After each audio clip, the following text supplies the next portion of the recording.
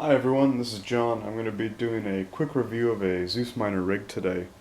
I'm a Zeus Miner customer and I've been in Shenzhen for the past week, checking up on progress at the factory and seeing the first batches of rigs go out earlier this week, which I think was Monday night. I received my first batch of machines yesterday, and so I took one of them back to the hotel to play around with. So I stayed up late checking clock speeds, hash rate, power consumption, heat, and so forth. Terry Lee asked if I'd be willing to do a review, which I said I was happy to because I think the community needs as much information as possible to make informed decisions. The only stipulation that I made was that if I'm going to do a review, I only want to do a completely honest review, so there's no compensation for this, there's no quid pro quo. So this is the standard large rig that they have that forms part of the Lightning.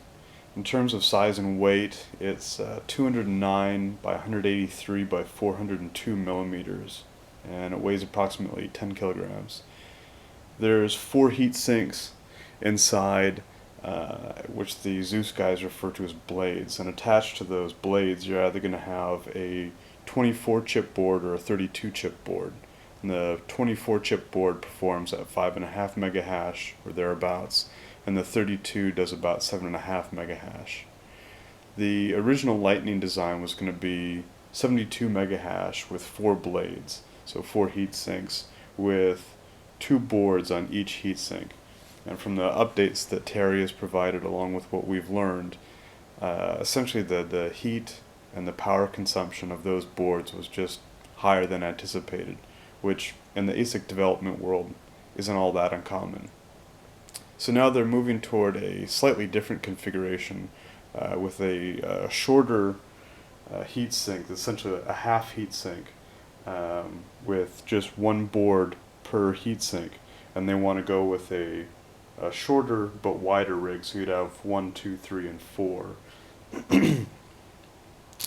And in terms of this case, because I'm a bulk order customer, I have a slightly different setup because I'm trying to optimize for my configuration.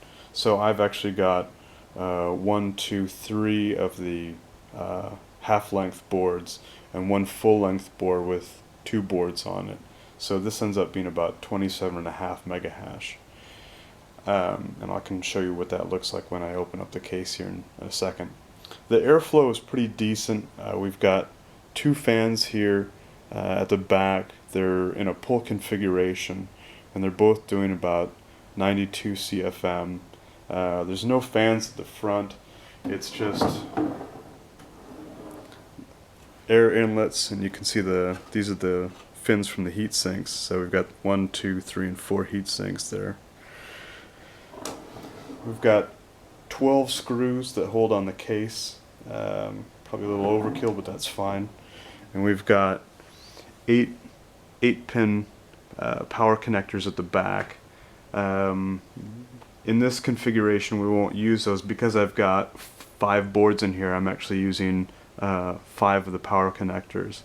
And then we have the USB-B connector, which connects up to a Silicon Labs USB to UART connector, and they've got drivers for that on their website for 64 and 32-bit Windows, for Linux, for Android, and for Mac OS X.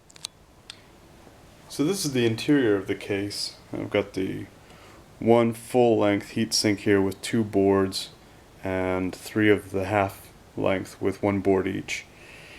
Down here we've got our USB to UART, and so that actually plugs in directly into the control board here via USB. And then each of these boards is daisy chained together. So you've got 0, 1, 2, 3, and 4, and they're all connected through this control board. The cable management is not terribly good. I don't think it'll affect heat all that much because it doesn't seem to be blocking airflow significantly. one of the things that I had them add was 2 cables to the 12 volts so that I could actually pass this out the front and hook up another set of fans, 2 more at the front, so I could have both push-pull.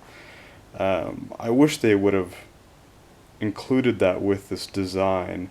I think they can actually do it, because what they can do is these half-length ones, they can move to the middle of the case and actually put 2 fans in the inside. But in terms of, my solution, it was just something that I wanted to do. It may not even be necessary, but where I'm going to have these rigs operating, the ambient temperature is a little bit higher than it is here, and I just prefer to have higher airflow, keep them a little bit cooler. Okay, so I've got all the power leads connected up to the rig. The power supply is an HP blade power supply that does 1300 watts, and it's actually one of the test power supplies that the Zeus Miner guys let me borrow for the night as I was testing things at my hotel.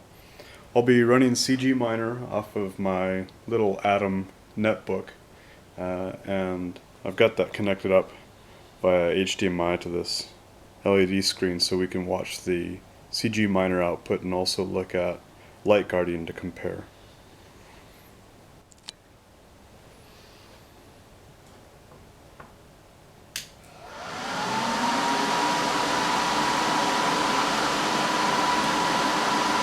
Alright, so we're turned on now. You see the device come up in the computer. Bring this over here.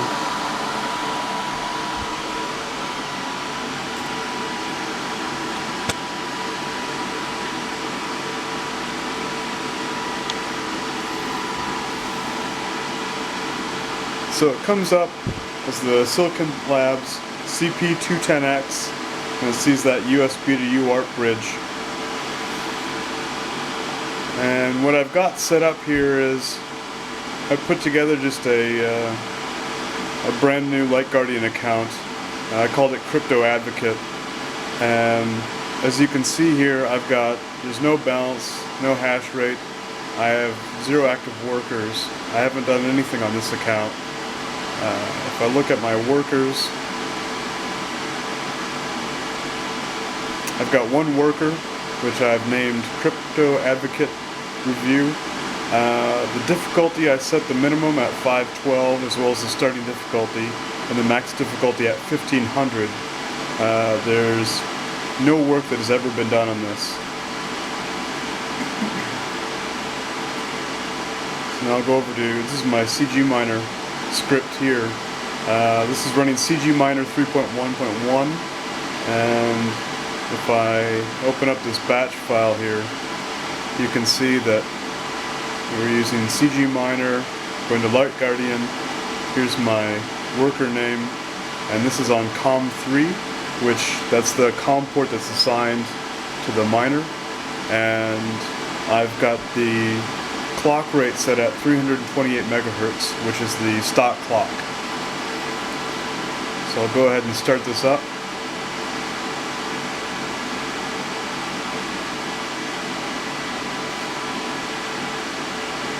Well, actually, I've got a VPN there that I want to kill, so I don't want it to be interfering with our network connectivity.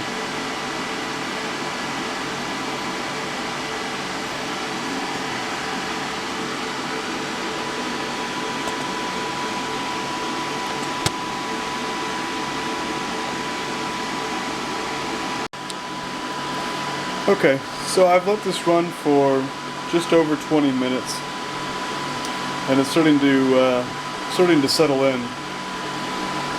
The work utility shown in CG Miner is somewhere maybe around 26.5 mega hash, which if you multiply it by their 1.09 factor, you get about 28.8 mega hash. I don't know if that's entirely accurate. It seems to be that, this rig is supposed to do about 27.5 mega hash. Let's refresh this again. It's just gone down a bit.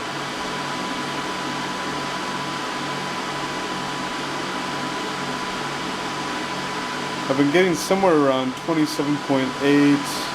That was 27.5. I think it'll continue to kind of go back up a little bit after that last 25 mega hash reading.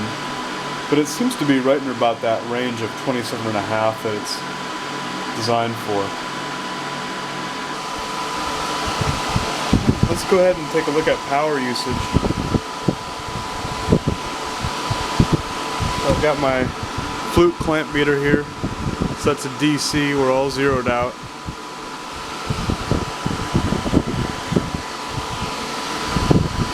At 65.3.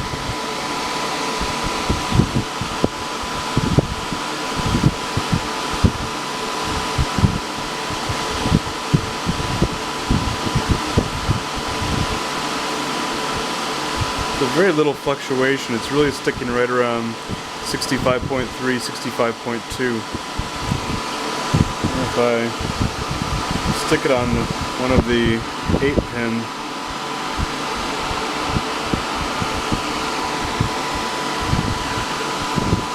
getting 12.6, 12.5. I'm going to go ahead and shut the rig off so that it's not such a noise issue.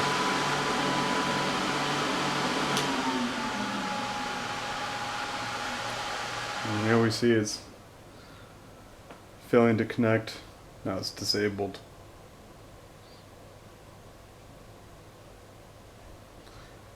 And there we go. One thing that makes management of this a little bit tricky is that there aren't any temperature sensors built into the board, at least nothing that's reporting. I've got like an IR gun to read temperature, but of course if you take the top of the case off, now all of your airflow is disrupted, and so the heat of the chips rises significantly. The only way that I've really kind of been able to do it is if I actually have it aimed, through this fan port in there, where it's actually starting to hit on the heat sinks, which, with the spinning fan blades there, is not a particularly good solution. I think what I might end up doing is actually sticking some temperature probes directly onto the PCB and coming out through the case itself. So that's about it. It's worked fairly well. There was a little bit of a hiccup when we first got started up, where I had my VPN still on, because you really can't get to Google products in China without a VPN. But by shutting off that VPN, then the connection switched over, and so it started to hiccup. So after I did a power cycle on the rig, it came up just fine, and it seemed to be pretty steady right at about 27.5 mega hash, which what it's aimed for. Last night when I was doing testing, I saw it going as high as about 29, even 30 mega hash. Sometimes it would dip down to maybe about 25 or 26 mega hash. So you're starting to get some variation, but over time that starts to average out. So I'm pretty happy with what we've seen so far. I think there's some improvements that can be made and will be made, but I'm pretty happy.